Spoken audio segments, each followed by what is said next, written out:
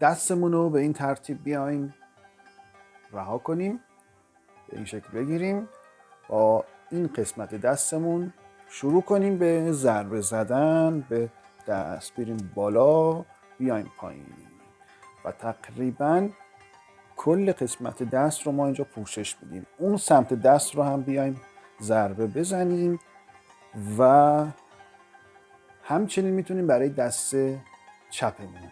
ما با دست راست به دست چپ ضربه زدیم، الان با دست چپ به دست راست هم ضربه میزنیم. میریم بالا میایم پایین، شونه ها، بازوها، ساعد دست، همه قسمت رو ما پوشش میدیم.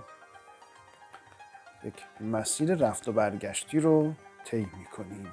با این حرکت شما میتونید تنش هایی که تو دستتون هست، شمایی که نوازنده هستید، شمایی که کارمند هستید، بنا هستید، در طول روز توی منزل، بیرون از منزل کار دستی زیادی دارید و این باعث میشه که تنش هایی که تو دستتون ایجاد میشه، مرمور شدن ها، خواب رفتگی ها، درد ها، سوزش ها، هر چیزی که هست برطرف بشه.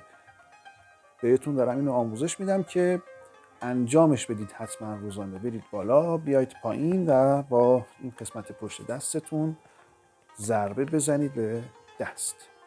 همین حرکت ساده رو روزانه انجام بدید قبل و بعد از کارهاتون، مخصوصا که این دست شما قوی بشه.